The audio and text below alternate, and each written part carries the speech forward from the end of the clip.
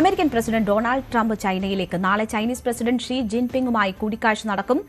പശ്ചിമേഷ്യൻ സംഘർഷം ഉൾപ്പെടെ ചർച്ചയാകാനാണ് സാധ്യത. ഇറാന് നേരെയുള്ള സൈനിക നടപടി പുനരാരംഭിക്കാൻ സാധ്യതയെന്നാണ് ട്രംപിനോട് അടുത്ത വൃത്തങ്ങൾ സൂചിപ്പിക്കുന്നത്. എന്നാൽ വീണ്ടും ആക്രമണമുണ്ടായാൽ യുറേനിയം സമ്പുഷ്ടീകരണം ആണവായുധ നിലവാരത്തിലേക്ക് ഉയർത്തുമെന്നാണ് ഇറാന്റെ ഭീഷണി.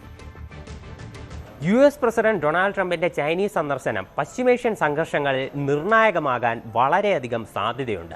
പ്രസിഡന്റ് ഷീ ജിൻപിങ്ങുമായിട്ട് ഇറാൻ വിഷയം ചർച്ച ചെയ്യുമെന്നാണ് ട്രംപ് US-ൽ നിന്ന് യാത്ര തിരിക്കും മുൻപ് മാധ്യമങ്ങളോട് പ്രതികരിച്ചത്. പശ്ചിമേഷ്യൻ സംഘർഷങ്ങളുടെ തുടക്കം മുതൽ തന്നെ ഇറാന് പരസ്യ പിന്തുണയുമായി രംഗത്തു വന്ന രാജ്യങ്ങളിലൊന്നാണ് ചൈന. മാത്രമല്ല, ഇറാനുമായിട്ട് വളരെ അടുത്ത വ്യാപാര ബന്ധവും ആയുധ ബന്ധവും ചൈനയ്ക്ക് നിലവിലുണ്ട്. ഇറാന്റെ വലിയൊരു സാമ്പത്തിക സ്രോതസ് തന്നെ ചൈന. അതിനാൽ തന്നെ ഇറാന് നൽകുന്ന സാമ്പത്തിക പിന്തുണയിൽ നിന്ന് പിന്നോട്ട് പോകണമെന്ന് US പ്രസിഡന്റ് ഡൊണാൾഡ് ട്രംപ് ചൈനയോട് ആവശ്യപ്പെടാനുള്ള സാധ്യതയുണ്ട്. മാത്രമല്ല, ഈ സംഘർഷങ്ങളിൽ മറ്റു കാര്യങ്ങളും ചർച്ചയാകുമെന്നാണ് വിവരം. ചൈന ഇവിടെ ഒരു മധ്യസ്ഥന്റെ റോള് വഹിക്കാമെന്ന് അമേരിക്കയോട് വാഗ്ദാനം ചെയ്യാനുള്ള സാധ്യതയുണ്ട്. മാത്രമല്ല, ഇറാനിലുള്ള സമ്പുഷ്ടീകരിച്ച യുറേനിയത്തിന്റെ വിഷയത്തിലും റഷ്യയ്ക്ക് സമാനമായിട്ടുള്ള ഒരു നിലപാട്, അതായത് യുറേനിയം ചൈനയിലേക്ക് എത്തിക്കാം എന്നൊരു നിലപാട് ചിലപ്പോൾ ഷീ ജിൻപിങ്ങും എടുക്കാനുള്ള സാധ്യതയുണ്ട്. ഇന്ന് രാത്രിയോടെയായിരിക്കും ട്രംപ് ചൈനയിൽ എത്തുക. നാളെ മുതലാണ് ഷീ ജിൻപിങ്ങുമായിട്ടുള്ള കൂടിക്കാഴ്ചയും മറ്റ് തുടർ ചർച്ചകളുമെല്ലാം നിശ്ചയിച്ചിട്ടുള്ളത്. മറ്റന്നാൾ ട്രംപ് ചൈനീസ് സന്ദർശനം പൂർത്തിയാക്കി US-ലേക്ക് മടങ്ങുന്നുണ്ട്. മാത്രമല്ല, ഈ ചൈനീസ് സന്ദർശനം കഴിഞ്ഞാലുടൻ തന്നെ ഇറാനിലേക്ക് വീണ്ടും ആക്രമണങ്ങൾ നടത്താൻ ട്രംപ് പദ്ധതിയിടുന്നതായിട്ടാണ് വൈറ്റ് ഹൗസുമായിട്ട് ചില അടുത്ത വൃത്തങ്ങൾ സൂചിപ്പിക്കുന്നത്. കഴിഞ്ഞ ദിവസം തന്നെ ട്രംപ് ഇതുമായി ബന്ധപ്പെട്ട ഒരു സൂചന നൽകിയിരുന്നു. ഓവൽ ഓഫീസിൽ വെച്ച് മാധ്യമങ്ങളെ കണ്ടപ്പോഴായിരുന്നു ട്രംപിന്റെ പ്രതികരണം. അപ്പോൾ ട്രംപ് പറഞ്ഞത് ഇറാനുമായിട്ടുള്ള വെടിനിർത്തൽ കരാർ ഗുരുതരാവസ്ഥയിലാണെന്നാണ്. ഏത് നിമിഷം വേണമെങ്കിലും വെടിനിർത്തൽ കരാർ ലംഘനം ഉണ്ടാകാം എന്നതാണ് ഇതുകൊണ്ട് ഉദ്ദേശിക്കുന്നതെന്ന് അത് വെച്ച് പല വിദഗ്ധരും ഇക്കാര്യത്തിൽ ചൂണ്ടിക്കാട്ടിയിരുന്നു.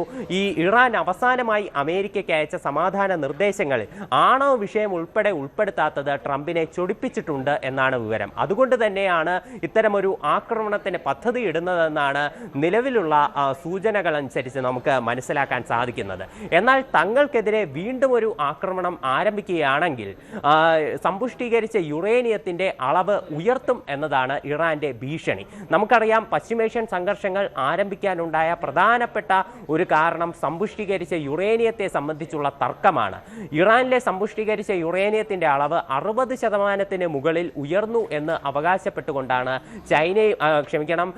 ഇസ്രയേലും അമേരിക്കയും ഇറാനിലേക്ക് ആക്രമണങ്ങൾ ആരംഭിച്ചത്. എന്നാൽ നിലവിൽ ഈ ആക്രമണങ്ങൾ വീണ്ടും പുനരാരംഭിച്ചാൽ സമ്പുഷ്ടീകരിച്ച യുറേനിയത്തിന്റെ അളവ് 90% എത്തിക്കും എന്ന് ഇറാനിലെ ഒരു പാർലമെന്റ് അംഗം ഭീഷണി മുഴക്കുന്നുണ്ട്. ഇത് തീർച്ചയായിട്ടും അമേരിക്കയും അതുപോലെ ഇസ്രയേലിനെയും ഒരേപോലെ ആശങ്കപ്പെടുത്തുന്ന ഒരു കാര്യമാണ്. പിന്നെ മറ്റൊരു വിവരം വരുന്നത് US കോൺഗ്രസിനുള്ളിൽ അവതരിപ്പിച്ച ഒരു റിപ്പോർട്ട്, പെന്റഗണാണ് ഈ റിപ്പോർട്ട് പുറത്തുവിട്ടത്. അതായത് ഇറാന് നേരെയുള്ള യുദ്ധത്തിന്റെ ആകെ ചെലവ് $25 ബില്യൺ ആണ് എന്നാണ് അവർ വ്യക്തമാക്കിയിരുന്നത്. എന്നാൽ നിലവിലുള്ള കണക്ക് പ്രകാരം ഇത് $29 ആണ് എന്നതാണ് നിലവിൽ മനസ്സിലാക്കാൻ സാധിക്കുന്നത്. $25 എന്ന് പറയുന്ന കണക്ക് തെറ്റാണ്. $29 ആണ് യഥാർത്ഥ കണക്ക് എന്നുള്ള വിവരങ്ങളും പുറത്തു വരുന്നുണ്ട്. ഈ വലിയ ചെലവിനെതിരെ ട്രംപിനെതിരെ കടുത്ത വിമർശനങ്ങളും ഇപ്പോൾ US-ൽ നിന്ന് ഉണ്ടാകുന്നുണ്ട്. അജയ് സുധ ബിജു ആണ് വിവരങ്ങൾ നൽകിയത്. കൂടുതൽ വാർത്തകൾക്ക് News 18 Keralam YouTube channel subscribe ചെയ്യുക.